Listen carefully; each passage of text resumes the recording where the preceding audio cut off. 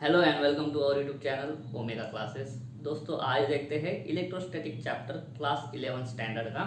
उसमें electric field due to या फिर electric field intensity due to electric dipole. Electric dipole क्या होता है वो पिछले लेक्चर में हमने पढ़ा है, ठीक है। उसका एक्सिस, उसका इक्वेटर, ठीक है। उसके बाद में एक मेन टर्म पढ़ी थी हमने इलेक्ट्रिक डायपोल मोमेंट, वो आज भी लगेगी।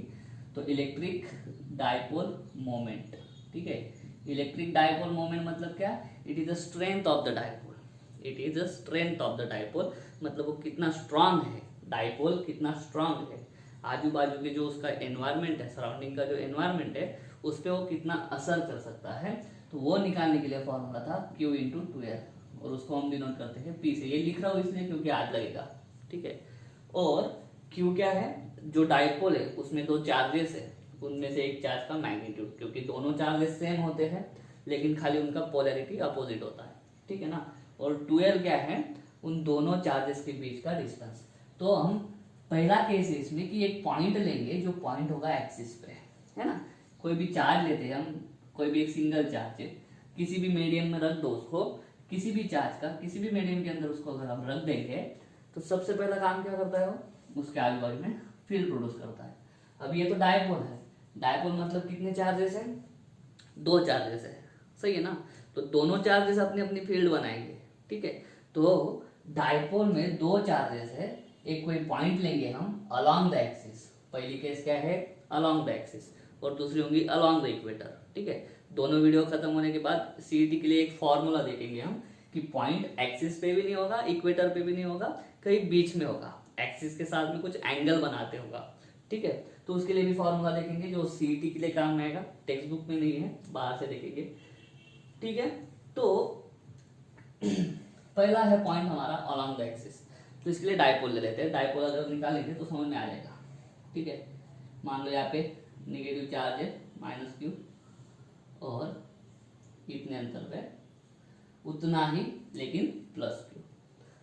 मान लो C जो है वो डायपोल का सेंटर है और मैंने बोला है डिस्टेंस जो मेजर होता है वो सेंटर से मेजर होता है, L मानेंगे, ठीक है। यहाँ पे भी ये डिस्टेंस कितना L, इसीलिए ये डायपोल की पूरी लेंथ जो होती है वो 2L होती है, ठीक है। डायपोल लेंथ जो होती है वो 2L होती है, ठीक है। अभी क्या करते हैं, एक पॉइंट लेते हैं अलोंग द एक्सिस, तो इस एक्सिस को मैं एक्सटेंड करता हूँ, कहीं पे भी ले सकते हो, यहाँ पे भी ले सकते हो, यहाँ पे भी ले सकते हो, ठीक है। बुक के हिसाब से जाएंगे, इस एक्सिस को एक्सटेंड कर दिया और इस अलोंग द एक्सिस मैंने एक पॉइंट ले लिया P, एक पॉइंट ले लिया मैंने P।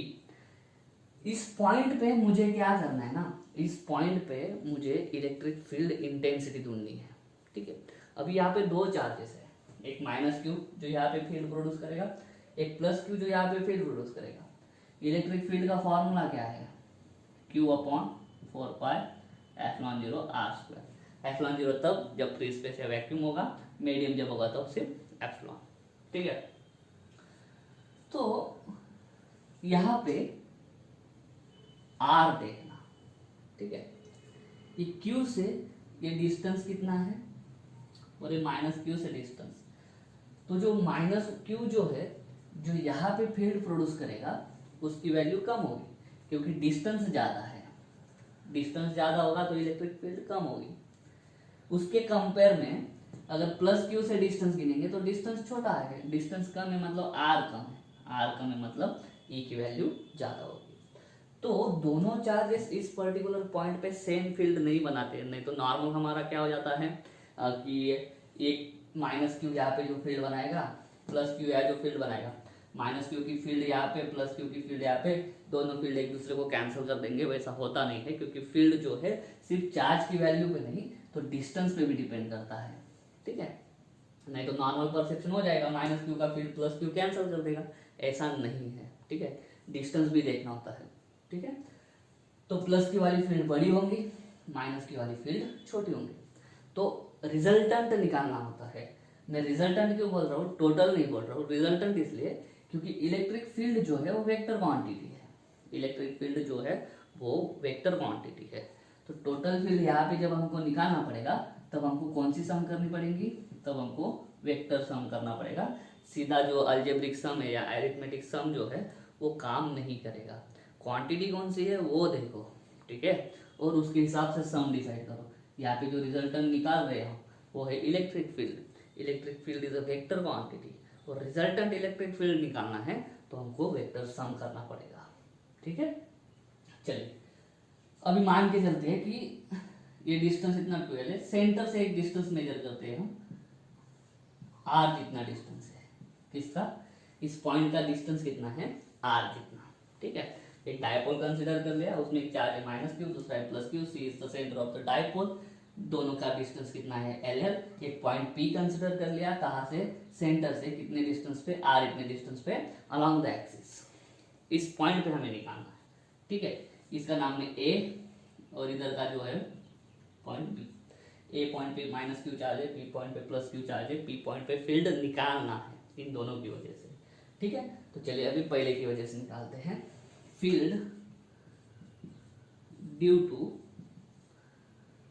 -q, फील्ड मतलब इलेक्ट्रिक फील्ड या electric field intensity vector quantity है, वेक्टर क्वांटिटी है तो डायरेक्शन भी देखना होगा। अब ये चार्ज कौन सा है, -q। ठीक है, अगर थोड़ा सा हमने इलेक्ट्रिक फील्ड की डेफिनेशन या इलेक्ट्रिक लाइंस ऑफ फोर्स को अच्छे से पढ़ा होगा तो आपको पता चल गया होगा कि ये जो -q चार्ज जो है, जो यहाँ पे फील्ड बनाएगा उसकी डायरेक्शन कैसे होगी, तो उसकी डायरेक्शन होगी ऐसी, ठीक है, इस डायरेक्शन में। क्यों बताता हूँ, ये चार्ज है निगेटिव, ये चार्ज है निगेटिव और यहाँ पे मैं डायरेक्शन इस तरह से बता रहा हूँ क्योंकि हमने इलेक्ट्रिक फील्ड की डायरेक्शन पढ़ी है और इलेक्ट्रिक लाइंस ऑफ फोर्स के कैरेक्टरिस्टिक्स भी पढ़ी है। Electric lines of force and on negative charge, ठीक है, एंड ऑन निगेटिव चार्ज। ठीक है, तो ये जो निगेटिव है, यहाँ पे जो इलेक्ट्रिक फील्ड हम निकाल रहे हैं, इलेक्ट्रिक फील्ड इंटेंसिटी, वो यहाँ पे बतानी है। तो यहाँ पे जो फील्ड बनेगी वो यहाँ पे जाके निगेटिव चार्ज पे एंड होगी। ये हो गया आपका इलेक्ट्रिक लाइंस ऑफ फोर्स का, ठीक है, कैरेक्टरिस्टिक्स के अकॉर्डिंग डायरेक्शन निकालना। दूसरी चीज, जो इलेक्ट्रिक लाइंस ऑफ फोर्स है उसकी definition, it is the path along which the unit positive charge moves. It is the path along which unit positive charge moves. अब ये +q नहीं है, मान लो सिर्फ -q है, -q ने उसके अराउंड फील्ड बना दी और इस पे मैं यूनिट पॉजिटिव चार्ज रख दूं। अब इस पॉजिटिव चार्ज को -q क्या करेगा, अट्रैक्ट करेगा। अट्रैक्ट करेगा तो ये क्या करेगा, ये वाली पाथ फॉलो करेगा। तो path along which the unit positive charge moves, ये अट्रैक्ट करेगा। यहाँ पे अगर यूनिट पॉजिटिव चार्ज था, यहाँ पे पॉजिटिव या निगेटिव, तो अट्रैक्ट की वजह से डायरेक्शन इस साइड में हो जाएगी। सही है, तो ये वाली डायरेक्शन यहाँ पे P लिखा हूं, यहाँ पे D लिख देता हूँ, ABC हो गया D। तो यहाँ पे जो इलेक्ट्रिक फील्ड बनेगी उसकी डायरेक्शन होगी अलोंग PD बार। ठीक है, उसको मैं नाम दे देता हूँ EA। यहाँ पे जो फील्ड बनी है यहाँ पे मैं नाम देता हूँ EA, वापस लिखता हूँ इज अलोंग PD बार। ठीक है, कितनी होगी, फॉर्मूला EA, ये वाला फॉर्मूला। ठीक है, चार्ज कौन सा है, -q, उसके बाद में 4πε0। अभी डिस्टेंस देखो, ये r मतलब क्या, डिस्टेंस, एक चार्ज का दूसरे चार्ज से, यहाँ से इस पॉइंट का डिस्टेंस देखो। ठीक है, जिस पॉइंट पे फील्ड निकाल रहे हैं उस पॉइंट तक का डिस्टेंस। तो यहाँ तक, यहाँ से यहाँ तक L है और यहाँ से यहाँ तक R है, तो L + R इतना डिस्टेंस आएगा। ठीक है, L + R इतना डिस्टेंस आएगा। ये R मतलब क्या, distance from the charge to the point, जिस पॉइंट पे हमको इलेक्ट्रिक फील्ड निकालनी है। इस पॉइंट का डिस्टेंस यहाँ से, ठीक है, यहाँ से यहाँ तक जाना है, यहाँ से यहाँ तक L है और यहाँ से यहाँ तक कितना है, R, तो L + R। ठीक है, ये हो गया इक्वेशन नंबर 1, इक्वेशन नंबर 1। और इसकी फील्ड की डायरेक्शन है अलोंग PD बार। ठीक है, अभी दूसरा, फील्ड ड्यू टू +q। अब ये इसमें सॉरी, इसमें ज़्यादा टाइम पास करने की जरूरत नहीं है। यहाँ पे यूनिट पॉजिटिव चार्ज रखो, ये भी पॉजिटिव है, ये पॉजिटिव, ये यूनिट पॉजिटिव चार्ज को रिपेल करेगा, दूर जाएगी। जो फोर्स की डायरेक्शन है, जो फोर्स की डायरेक्शन है वही इलेक्ट्रिक फील्ड की डायरेक्शन। और मैं यहाँ पे ये जो है ये छोटा बताता हूँ PD बार, और PE बार जो है वो बड़ा बताता हूँ। अभी क्यों, अगर वेक्टर अगर ढंग से पढ़ा है, अगर वेक्टर ढंग से अगर हमने पढ़ा है तो वेक्टर का मैग्नीट्यूड मतलब क्या, उस वेक्टर की लेंथ, ठीक है। और एरो हेड का जो डायरेक्शन होता है वो होता है डायरेक्शन ऑफ द वेक्टर। मैंने पहले ही बताया कि इसकी वजह से यहाँ पे जो फील्ड फ्लक्स होगा उसका वैल्यू कम होगा, क्योंकि आर ज्यादा है। वैल्यू कम मतलब मैग्नीट्यूड कम, मैग्नीट्यूड कम मतलब लेंथ कम वेक्टर की लेंथ कम, इसलिए पीडी जो लेंथ है वो मैंने कम बताई है, छोटी बताई है। उसके कंपेयर में बी पॉइंट से पी पॉइंट का डिस्टेंस कम है, मतलब आर कम है। आर कम है मतलब कंपैरिजन में ई ज्यादा मिलेगा मतलब वैल्यू ज्यादा मतलब मैग्नीट्यूड ज्यादा, इसलिए ये वाली फील्ड बड़ी, ठीक है। तो यहाँ पे मैं लिख दूं ई ए बार और यहाँ पे मैं लिख दूं ई बी बार। ई बी बार बड़ा है और ई ए बार छोटा है, और दोनों की डायरेक्शन एक दूसरे से अपोजिट है, ठीक है। तो मैं डायरेक्ट यहाँ पे लिखता हूँ, कितना आएगा, ई बी बार की value plus Q 4πε0, distance measure करो यहाँ से यहाँ तक का, कैसे मेजर करेंगे, ठीक है। सॉरी, कहाँ से, यहाँ से यहाँ तक का, यहाँ से यहाँ तक ऊपर देखो आर तो नहीं है, क्योंकि आर यहाँ से डिस्टेंस है, तो हम कैसे निकालेंगे, इतने डिस्टेंस में से इतना डिस्टेंस माइनस कर दो तो हमको इतना डिस्टेंस मिल जाएगा। यही से डिस्टेंस चाहिए, प्लस क्यू से ही डिस्टेंस चाहिए, तो आर में से एल हमको माइनस करना पड़ेगा, R minus L bracket square. Equation number हो गया ये 2, ठीक है। उम्मीद करता हूँ समझ में आ रहा होगा। अभी नेक्स्ट स्टेप क्या होगा, हमको टोटल निकालना है। टोटल ई बार क्या होगा, E A bar plus E B bar. Vector में सम होता है, वेक्टर में डिफरेंस नहीं होता है। वो सम ऑटोमेटिक डिफरेंस में कन्वर्ट हो जाता है डायरेक्शन की वजह से।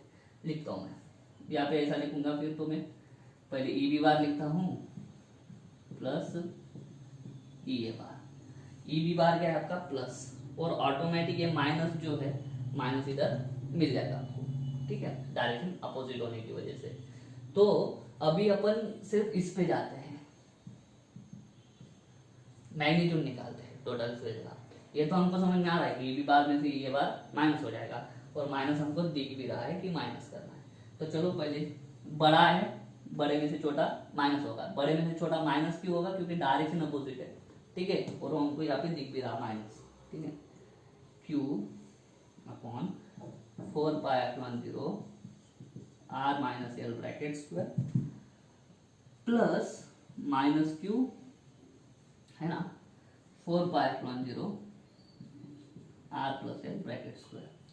ये बड़ा है, ये भी बड़ा है, ये छोटा है, टोटल फील्ड दिख रही है हमको, क्या होगा, दोनों में सब्ट्रैक्शन हो जाएगा ऑटोमेटिक, ठीक है। तो ये प्लस माइनस कितना होता है, एक स्टेप में कम कर देता हूँ, प्लस माइनस माइनस होता है। अभी कॉमन क्या निकलेगा, यहाँ पे क्यू है 4πε0 भी है, तो क्यू अपॉन 4πε0 बचता क्या है, यहाँ पे बचता है 1 upon R minus L bracket square minus 1 upon R plus L bracket square. अभी ये सॉल्व करेंगे, आंसर आ जाएगा, क्रॉस मल्टीप्लीकेशन होगा, है ना, वो वाला चीज।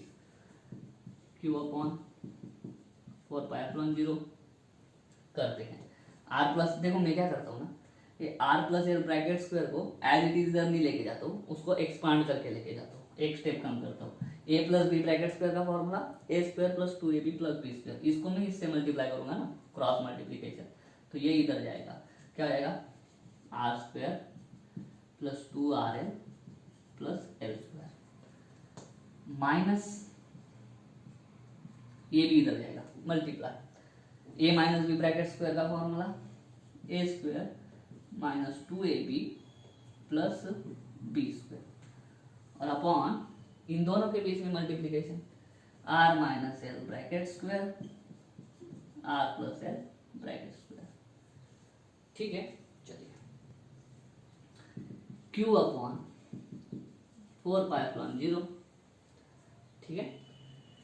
देखना R square plus 2rl plus L square, ये माइनस साइन अंदर मल्टीप्लाई करो, ये minus R square minus minus plus 2rl minus plus minus L square upon, अब यहाँ पे अच्छे से देखेंगे ना तो पता चलेगा हमको, क्या, इसको देखो मैं एक्सपांड करता हूँ, आपके बुक में डायरेक्ट दिया है शायद, ये R minus L bracket square, इसको मैं लिखूंगा आर माइनस एल है ना, एक्स स्क्वायर कैसे लिखते हो, एक्स इंटू एक्स, वैसे ब्रैकेट का स्क्वायर क्या लिखा मैंने, ब्रैकेट इंटू ब्रैकेट, ठीक है, इधर R plus L, R plus L, ऐसा क्यों लिख रहा हूँ वो भी बता दो, ठीक है। क्यू अपॉन 4π/0, ये ए माइनस बी ए प्लस बी क्या होता है, ए माइनस बी ए प्लस बी, ए स्क्वायर माइनस बी स्क्वायर, यहाँ पे भी ए माइनस बी ए प्लस बी है ना, इस ब्रैकेट का इसके साथ, इस ब्रैकेट का इसके साथ, तो ए प्लस बी इंटू ए माइनस बी, ये होता है ए स्क्वायर माइनस बी स्क्वायर। वो वाला फंडा यूज करना है इसमें। ऊपर देखो क्या होगा, R square cut, L square cut, 2RL plus 2RL 4RL, ठीक है। ये क्या हो जाएगा, R square minus L square, ये पहले ब्रैकेट का, इसका और इसका, बाद में इसका और इसका, R square minus L square, ठीक है। चलो next, E is equal to Q upon 4π/0, ये 4 को कैंसिल करने की गलती नहीं करना कभी, ठीक है। इस 4 को मैं लिखता हूँ 2 इंटू 2 लिखा मैंने 4 को, और R इंटू एल, ठीक है, upon Q upon 4π/0 as it is. 4RL को कैसे लिखा मैंने, 2 इंटू 2RL, ठीक है। क्यों वो भी बता दो, क्योंकि ये वाला फॉर्मूला एडजस्ट करना है मेरे को, ठीक है। अभी यहाँ पे ये दोनों ब्रैकेट सेम है, ठीक है, तो ब्रैकेट इंटू ब्रैकेट, ब्रैकेट का square, bracket into bracket, bracket का स्क्वायर, तो क्या हो जाएगा, R square minus L square का स्क्वायर। अभी क्या है, अभी जब डेरिवेशन करते हैं फिजिक्स में, ठीक है, उस साइड का दिख रहा है आपको, ओके। जब फिजिक्स में डेरिवेशन करते हैं कुछ अप्रोक्सीमेशन लेते हैं। ये जो है ना डायपोल, ठीक है, जो मैंने डायग्राम में इतना दूर बताया है और पॉइंट इतना दूर बताया है, एक्चुअली क्या होता है, आर जो होता है वो वेरी वेरी बड़ा, very very greater than length of the dipole. Dipole का लेंथ इतना सा होता है, बहुत छोटा था, मिलीमीटर सेंटीमीटर में, और ये पॉइंट जो होता है वो हम सेंटीमीटर मीटर में लेते हैं। तो कंपेयर अगर करेंगे, जो एल है, एल जो है वो बहुत ही छोटा है आर से, या फिर आर जो है वो बहुत बड़ा है किससे, एल से।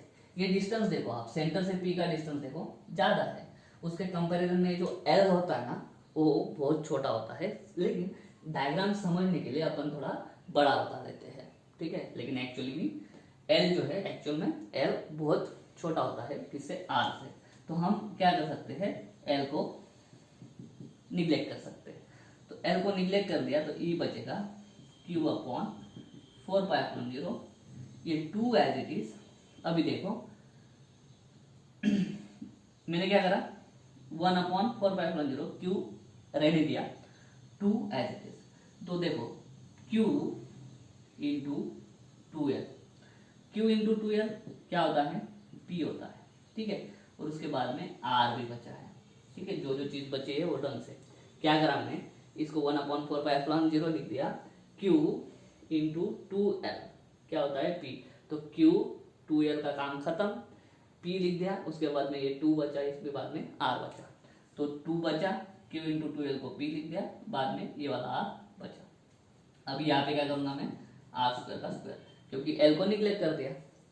अगर आर एल से बड़ा है तो आर स्क्वायर एल स्क्वायर से और भी ज्यादा बड़ा हो जाएगा, क्योंकि फिर बाद में फिर हम एल को निकाल सकते हैं, ठीक है।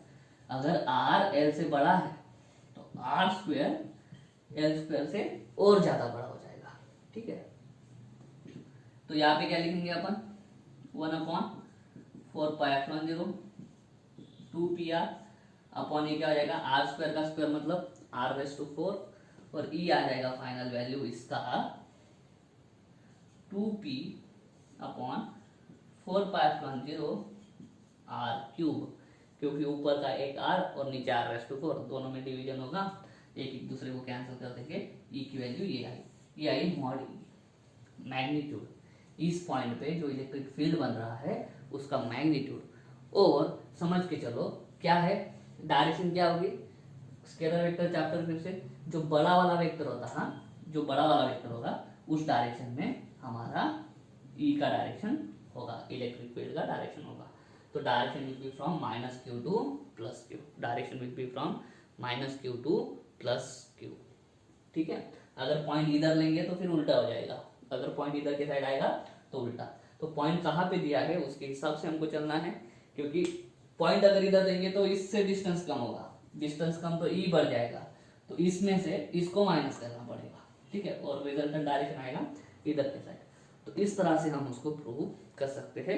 कुछ नहीं था फिजिक्स, इसमें फिजिक्स सब सिर्फ ये फॉर्मूला तक था। ठीक है, इसके बाद में ये पूरा क्या है आपका अलजेब्रा है। एक एजम्पशन आपको लेना पड़ेगा, या फिर एजम्पशन सही भी है कि एल जो होता है डाइपोल की जो आधी लेंथ होती है वो इस डिस्टेंस से बहुत ही छोटा होता है, और स्क्वायर फिर और बहुत ज्यादा छोटा हो जाएगा। तो उसके लिए स्क्वायर तो डायरेक्ट निग्लेक्ट कर देंगे, तो एल स्क्वायर को निग्लेक्ट कर दिया, आर स्क्वायर का स्क्वायर आर प्लस टू 4। और डाइपोल जो है इलेक्ट्रिक डाइपोल मूवमेंट, उसका फॉर्मूला समझ में आना चाहिए और उसको यहाँ पे रिप्लेस करके आना चाहिए। ठीक है, तो ये था electric field intensity due to dipole. जब कोई पॉइंट हम एक्सिस पे लेंगे, ठीक है, अलोंग द एक्सिस, ठीक है, वहां पे जो फील्ड प्रोड्यूस होगी उसकी इंटेंसिटी क्या होगी वो हमने निकाली है। नेक्स्ट केस जो है पॉइंट अभी एक्सिस पे नहीं होगा, जो इक्वेटर लाइन होती है उस इक्वेटर पे होगा। ठीक है, वो हम नेक्स्ट वीडियो में देखेंगे, और सीईटी के लिए कॉमन फार्मूला देखेंगे। ठीक है, वो अगर अकेला ध्यान में रखा तो ये दो फार्मूले ध्यान में रखने की जरूरत है नहीं। उम्मीद करता हूँ समझ में आ गया होगा। अगर ऐसा है तो वीडियो को लाइक करो, वीडियो को शेयर करो, चैनल को सब्सक्राइब कर देना। मिलता हूँ नेक्स्ट वीडियो में, तब तक के लिए जय हिंद।